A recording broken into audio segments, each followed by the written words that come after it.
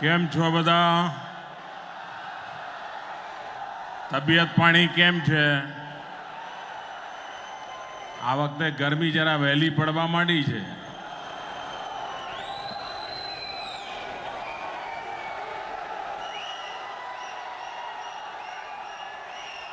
મંચ પર બિરાજમાન ગુજરાતના લોકપ્રિય મુખ્યમંત્રી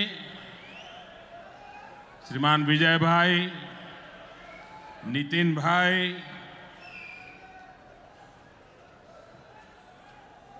શ્રી બાબુભાઈ બોખરિયા,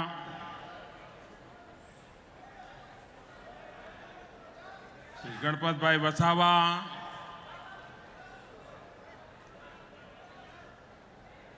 અને આજે સુમૂલ ડેરીના તત્વાવધાનમાં આપ સૌને મળવાનું સૌભાગ્ય મળ્યું છે. એના નિમિત્ત મારા યુવાન સાથી ભાઈ રાજુ પાઠક,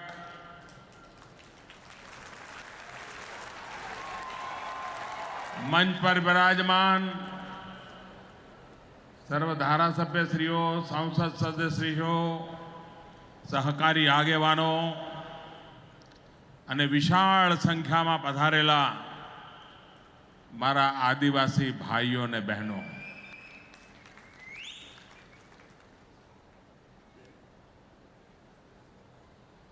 આ વ્યારામાં મેં ચપ્પલ ઘસી નાખ્યા છે.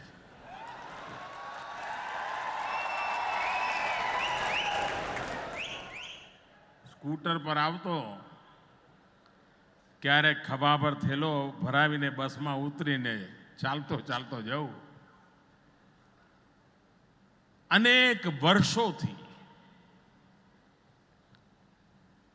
આ વિસ્તારમાં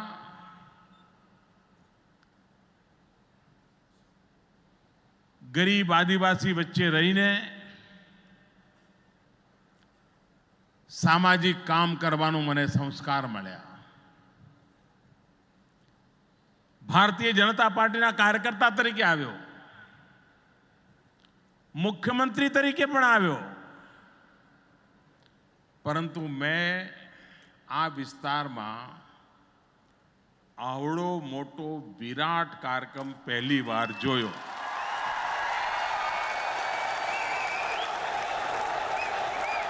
મારી નજર જ્યાં પહોંચે માથા જ માથા દેખાય છે.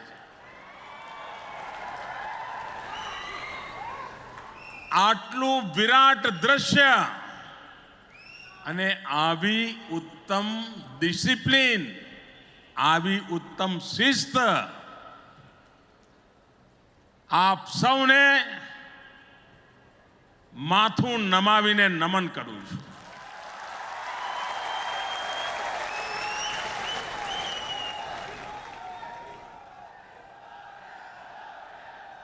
આપ સૌ તો અહીંયા મને આશીર્વાદ આપી રહ્યા છો, લાખોની સંખ્યામાં આવીને આશીર્વાદ આપી રહ્યા છો, પરંતુ હું અનુભવ કરું છું કે આ વિસ્તારના 11 લાખ, જેમાંથી અહીંયા એકે મોજૂદ નથી, એવા 11 લાખ પશુ એ પણ આજે આપણને આશીર્વાદ આપી રહ્યા છે.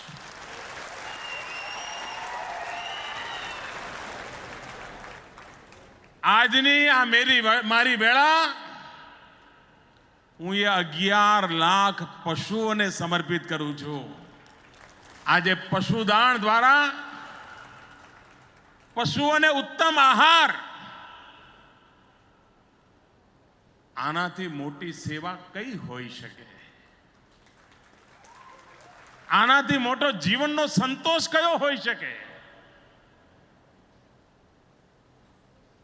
સુમૂલે જે રીતે કાઠું કાઢ્યું છે અને સુમૂલ આજે એની સ્વર્ણ જયંતિ ઉજવી રહ્યું છે. 50 વર્ષની એની યાત્રા એણે અહીંના આર્થિક જીવનને બદલી નાખ્યું છે.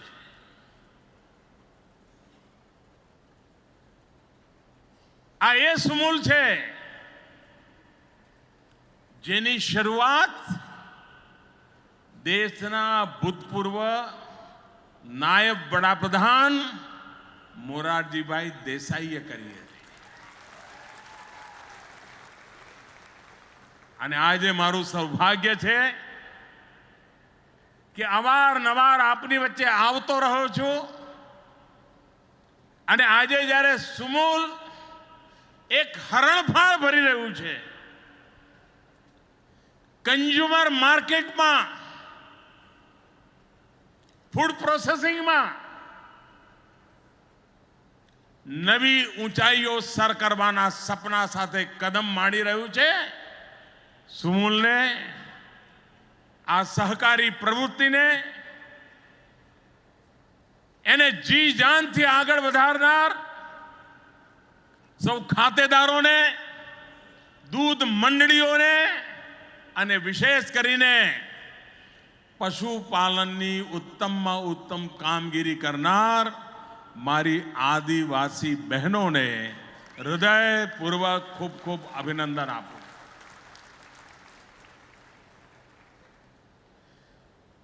આદિવાસી વિસ્તારનો વિકાસ કેવી રીતે થાય,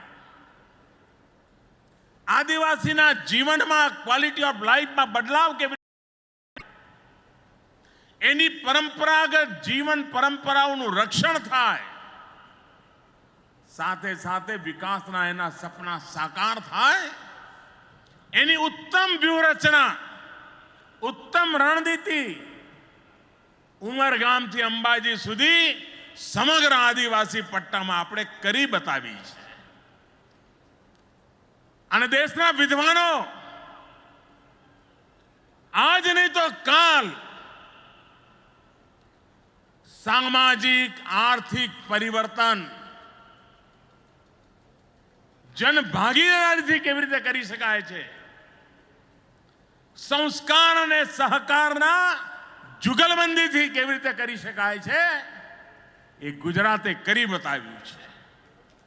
આજે સુમૂલને, એના કરતા ધર્તાઓને અને ગયા 50 વર્ષમાં સુમૂલને અહીં પહોંચાડવામાં જેમણે જેમણે યોગદાન આપ્યું છે, અમારે માટે રાજકીય પક્ષાપક્ષી સહકારી પ્રવૃત્તિમાં પ્રવેશ નથી દેવી. એટલે 50 વર્ષમાં જેમણે જેમણે યોગદાન આપ્યું છે, અને આજે રાજુભાઈના નેતૃત્વમાં જે પ્રગતિ થઈ રહી છે, એ બધા જ અભિનંદનના અધિકારી છે. અનેક અનેક શુભકામનાઓ આપવા માટે આવ્યો છું.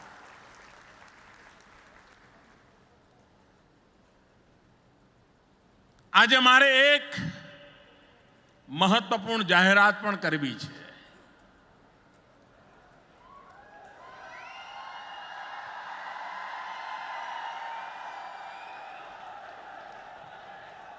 આપણને ખબર છે કે જ્યારે દિલ્હીમાં અમારી સરકાર બની, હજુ તો અઠવાડિયું નહોતું થયું,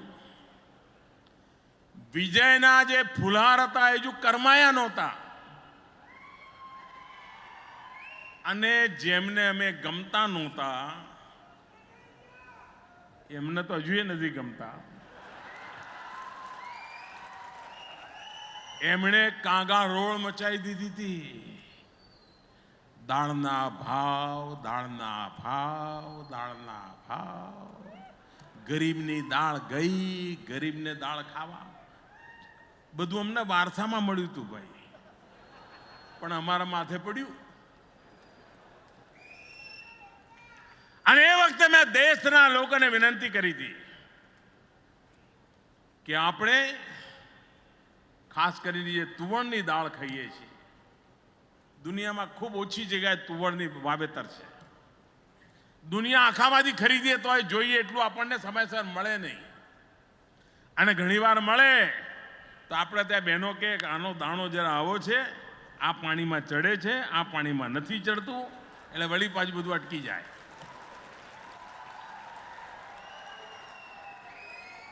મેં દેશના કિસાનોને વિનંતી કરી હતી. હજુ તો નવો પ્રધાનમંત્રી બન્યો હતો. મેં દેશના કિસાનોને વિનંતી કરી હતી કે દેશના ગરીબને પ્રોટીન કઠોળમાંથી મળે છે. અડદ હોય, તુવર હોય, મગ હોય, ચણા હોય, એ ગરીબના માટે ખૂબ અનિવાર્ય છે. મેં દેશના કિસાનોને વિનંતી કરી હતી કે આપ બાકી જે પકવતા હોય પકવો, પણ વચ્ચે વચ્ચે થોડું કઠોળ પણ વાવો. મારે મારા દેશના કિસાનોની સામે આજે સર ઝુકાવવું છે, એમને નમન કરવા છે કે એક લાગણીને એમણે આદરપૂર્વક સ્વીકારી અને દેશમાં કઠોળનું વિક્રમ ઉત્પાદન કરી બતાવ્યું. અને આજે સરકારની બાલની ખાલ ઉતારવા વાળા લોકોના મોં મારા દેશના કિસાનોએ બંધ કરી દીધા. થાળીમાં સસ્તી દાળ મળતી થઈ ગઈ, ગરીબના પેટમાં સસ્તી દાળ જવા માંડી. ગયે વર્ષે વરસાદ મોડો થવાને કારણે ખેતીનું આખું ટાઈમ ટેબલ વિલંબિત થયું હતું અને પરિણામે કઠોળના ઉત્પાદનમાં પણ સમય ગયો. અને આપણે મિનિમમ સપોર્ટ પ્રાઇસથી, ટેકાના ભાવથી પહેલીવાર દેશમાં કઠોળ ખરીદવાનો નિર્ણય કર્યો. પરંતુ ખેડૂતોએ મારા ધ્યાનમાં મૂક્યું કે સાહેબ, આ ખરીદી 15મી તારીખે બંધ થવાની છે, હજુ થોડો અમને ટાઈમ જોઈએ, કારણ કે બધું ટાઈમ ટેબલ મોડું થયું છે. નાફેડ 15મી તારીખ સુધીમાં બંધ ના કરે, કંઈક કરી આપો. આજે હું દેશના અને ગુજરાતના ખેડૂતોને કહું છું કે સરકારે 1 સપ્તાહ ખરીદીનો સમય વધારી દીધો છે. હવે ખેડૂતોએ મૂંઝાવાની જરૂર નથી. આપનો પાક હજુ પણ તૈયાર થવામાં થોડો વિલંબ હોય, પહોંચાડવામાં વિલંબ હોય, તો આપને એનો લાભ મળશે, જેથી કરીને કઠોળની પેદાવાર કરનાર ખેડૂતોને કોઈ મૂંઝવણ નહીં થાય. અને એની ચિંતા કરવાની જવાબદારી સરકારની છે. એનો એક ફરીવાર વિશ્વાસ આ નિર્ણયથી આપણે પ્રતિપાદિત થશે. કારણ ગરીબના ઘરમાં એની થાળીમાં એને ઉત્તમ પ્રકારનું પ્રોટીન પ્રાપ્ત કરવા માટે કઠોળ ખાઈ શકે, એના માટે સરકારે આ બીડું ઉઠાવ્યું છે. મારા ખેડૂત ભાઈઓએ એ બીડું ઉપાડી લીધું છે અને સરકાર એને પુરસ્કૃત કરવા માટેની વાતને આગળ વધારવા માટે કૃતસંકલ્પ છે. ભાઈઓ બહેનો, આજે 958 કરોડ રૂપિયાની પાણીની યોજના આગળ ધપાવવાનો શિલાન્યાસ થયો છે. તમે જ્યારે એની ફિલ્મ બતાવતા હતા, તમે જોઈ હશે, એમાં કહ્યું છે કે આ પાણી નીચેથી ઉંચકીને 118 મીટર ઊંચાઈએ લઈ જવાશે અને ત્યાં પહોંચ્યા પછી ખેતરો સુધી નીચે પાછું આવશે. ઉપર જાય એટલે ભાઈ પાછું પહોંચાડવાનું સહેલું પડે. આપ વિચાર કરો છો, 50 માળ કરતાં પણ વધારે ઊંચા મકાન પર પાણી પહોંચાડવાનું કામ, અને એ પણ સામાન્ય નહીં, પાઇપલાઇન એવડી મોટી કે જેમાં મારુતિ કાર ચાલી જાય. કેટલું મોટું વિરલ કામ છે. એટલા માટે 70 વર્ષ સુધી સરકારો જ્યારે ચાલતી હતી ભૂતકાળમાં, આજે પણ હું હિન્દુસ્તાનના ખૂણે ખૂણે જાઉં છું તો ગરીબ માનવી શું માંગણી કરે છે? ગુજરાતમાં દેવી માંગણી ના કરે, પણ બીજા રાજ્યોમાં શું માંગણી કરે કે સાહેબ અમારા ગામમાં જરા માટી કામ કરાવી દેજો ને. ગુજરાત વાળો મળે તો શું કે, મોદી સાહેબ બહુ થઈ ગયો, હવે પેવર રોડ જોઈએ. અમારા ઉચ્છલ નિઝરના આદિવાસીઓ મને મળવા આવતા કે સાહેબ રોડ તો છે પણ આવો રોડ નહીં, હવે પેવર રોડ જોઈએ, 4 લાઇન જોઈએ. કારણ ગુજરાતે વિકાસના નવા મોડેલ સાથે જનમાનસને પણ તૈયાર કરેલું છે. આજે પણ હિન્દુસ્તાનના અનેક ભાગોમાં હેન્ડપંપ લગાવી દો તો ખૂબ મોટું કામ કર્યું છે. 3-3, 4-4 ચૂંટણીઓ જીતી જાઓ એક હેન્ડપંપ લગાવો.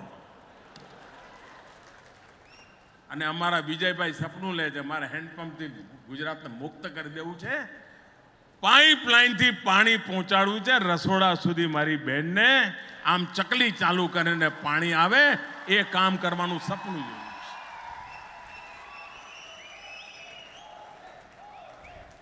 છે. એક આધુનિક હિન્દુસ્તાન બનાવવું હોય તો કેવી રીતે બનાવાય? વ્યક્તિના જીવનમાં બદલાવ કેવી રીતે લાવવો, એની આવશ્યકતાઓની પૂર્તિ કેવી રીતે થાય, એની દિશામાં કામ ઉપાડ્યું છે. આજે સુમૂલ પાસે આવ્યો છું ત્યારે એક ડેરી અને ખેડૂતોનું મળીને કેટલું મોટું આર્થિક રિવોલ્યુશન કરી શકાય છે આપ કલ્પના કરો.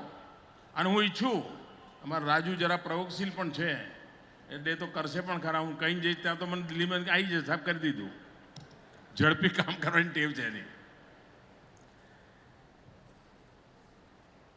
માની લો કે 10 ગામ આપણે પકડીએ અને 10 ગામમાં ખેડૂતો એની ખેતરની વાડ પર સોલાર પેનલ લગાવે અને સૂર્ય ઉર્જા પેદા કરે, સૂરજમાંથી વીજળી, અને એ વીજળી પોતાને જરૂર એટલી વાપરે, વધારાની ગુજરાત સરકાર ખરીદે. તમે મને કહો કે સહકારી પ્રવૃત્તિથી જેમ દૂધ ઉત્પાદન થાય છે એવી જ રીતે સૂર્ય શક્તિ દ્વારા વીજ ઉત્પાદન થઈ શકે કે ન થઈ શકે? ખેડૂતોને વીજળીનું ભારણ બંધ થાય કે ન થાય? અને દેશને વિદેશોથી જે પેટ્રોલિયમ ચીજો લાવવી પડે છે એમાં ઘટાડો કરી શકાય કે ન કરી શકાય?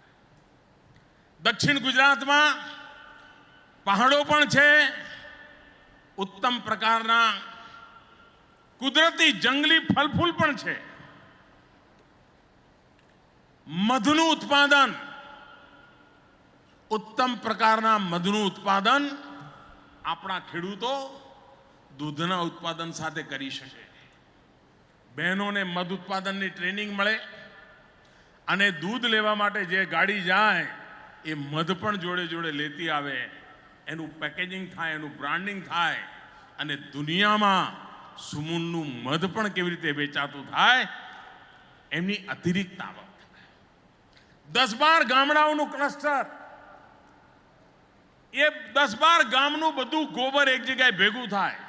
જેમ દૂધ ભેગું થાય છે એમ ગોબર ભેગું થાય, છાણ ભેગું થાય, ગામનો કચરો ભેગો થાય, એમાંથી ગેસનું ઉત્પાદન થાય અને ગેસ આ 10 ગામના ઘરોમાં વાપરવા માટે આપવાની વ્યવસ્થા થાય અને એમાંથી પણ ઉપજ થાય. કોઓપરેટિવ ધોરણે એટલા બધા નવા પ્રોજેક્ટ આપણે લઈ શકીએ જેના કારણે સુમૂલ કેન્દ્રવર્તી રહીને અહીંના આખા જીવનને કેવી રીતે બદલી શકે એના પાયલોટ પ્રોજેક્ટ શરૂ કરવા જોઈએ.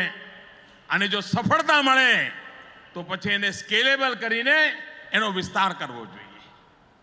આપણે ગુજરાતમાં સિંચાઈના પાણી માટે પાણી સમિતિઓની બનાવવાની કલ્પના કરેલી છે.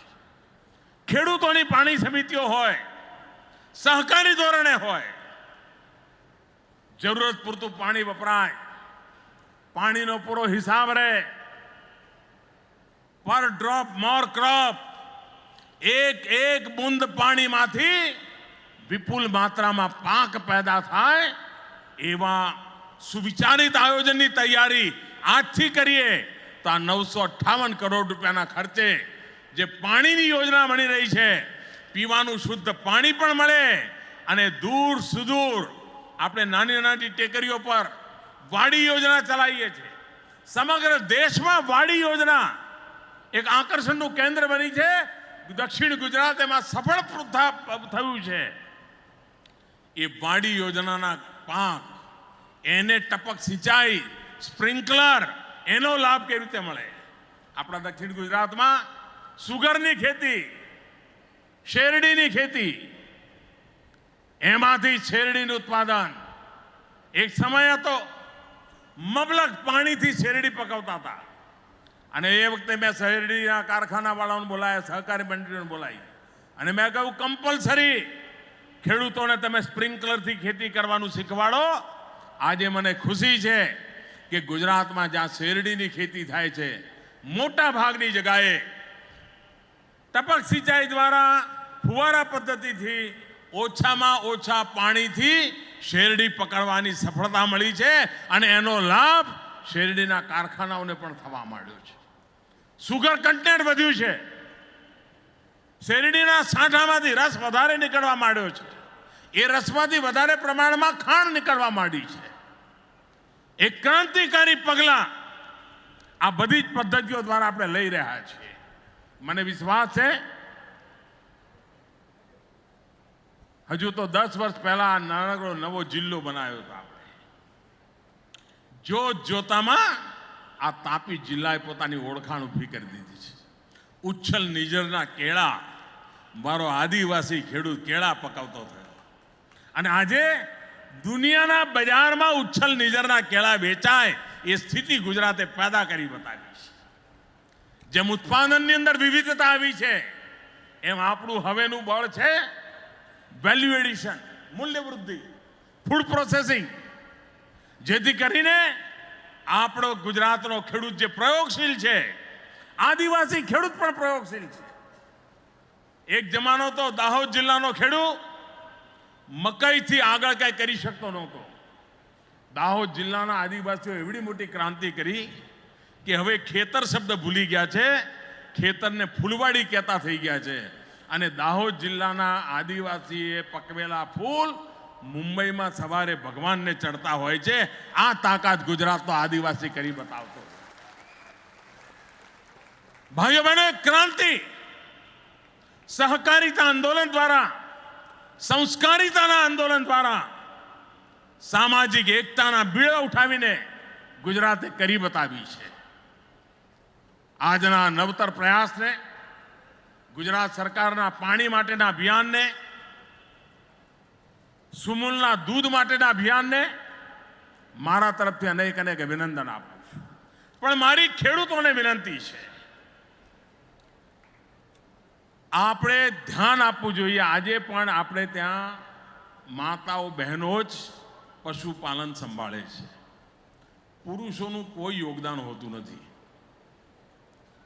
એને ખબર નથી હોતી કે ગાયની શું હાલ છે, ભેંસની શું હાલ છે, ખબર નથી. બધું બહેનોના ભરોસે છોડી દીધું હોય છે. સહેજ ધ્યાન આપીએ, વૈજ્ઞાનિક ઢબે ધ્યાન આપીએ. આજે આપણા પશુ જેટલું દૂધ આપે છે, એના કરતાં એટલા જ પશુ ડબલ દૂધ કેવી રીતે આપે, એની માવજત કેવી રીતે થાય, એની કાળજી કેવી રીતે લેવાય, આના વૈજ્ઞાનિક પ્રયોગો થાય છે. સુમૂલે એમાં ઘણું કામ કર્યું છે. આપણે એને અપનાવીએ, આપણું પશુ બીમાર ન પડે એની કાળજી લઈએ. પશુની સંખ્યા વધારવા કરતાં પશુની દૂધ આપવાની ક્ષમતા વધે એવું પશુ ઉછેર કરવા તરફ ધ્યાન કેન્દ્રિત કરવું એ ભારતની આવશ્યકતા છે. અત્યારે દુનિયામાં જે પશુ દ્વારા દૂધ ઉત્પાદન થાય છે એની તુલનામાં આપણે ઘણા પાછળ છીએ. સમગ્ર દેશમાં જે દૂધ ઉત્પાદન પ્રતિ પશુ થાય છે એની તુલનામાં ગુજરાત ઘણું આગળ છે. પરંતુ ગુજરાત હજુ ઘણું આગળ જઈ શકે એ સ્થિતિમાં છે, અને તેથી હું આગ્રહ કરીશ, ગુજરાતની બધી ડેરીઓને મારો આગ્રહ છે, ગુજરાતના બધા પશુપાલકોનો મારો આગ્રહ છે, ગુજરાતના બધા ખેડૂતોને આગ્રહ છે કે આપણે આપણા પશુની દૂધ ઉત્પાદક ક્ષમતા કેવી રીતે વધારીએ, પર કેપિટા મિલ્ક પ્રોડક્શન કેવી રીતે વધે, અને જેટલા પ્રમાણમાં પર કેપિટા મિલ્ક પ્રોડક્શન વધશે એટલા પ્રમાણમાં પર કેપિટા મિલ્ક કન્ઝમ્પશન પણ વધશે. અને જ્યારે ગરીબનું બાળક પણ સસ્તામાં સસ્તું પૂરતું દૂધ પ્રાપ્ત કરશે તો ન્યુટ્રિશનની જે ચિંતા સતાવે છે એમાંથી પણ આપણા ગરીબ બાળકોને આપણે બહાર લાવી શકીશું. આ ઉત્તમ કામમાં આપ મને સહકાર આપો એ જ અપેક્ષા સાથે ફરી એકવાર આ સ્વર્ણિમ જયંતિ પર્વે મારી ખૂબ ખૂબ શુભકામનાઓ. આપની વચ્ચે આવવાનો અવસર મળ્યો, આટલી મોટી સંખ્યામાં આવીને આપે આશીર્વાદ આપ્યા, આદિવાસી માતાઓએ આશીર્વાદ આપ્યા. હું ફરી એકવાર આપનો ખૂબ ખૂબ આભાર માનું છું. ભારત માતા કી જય. સાહેબ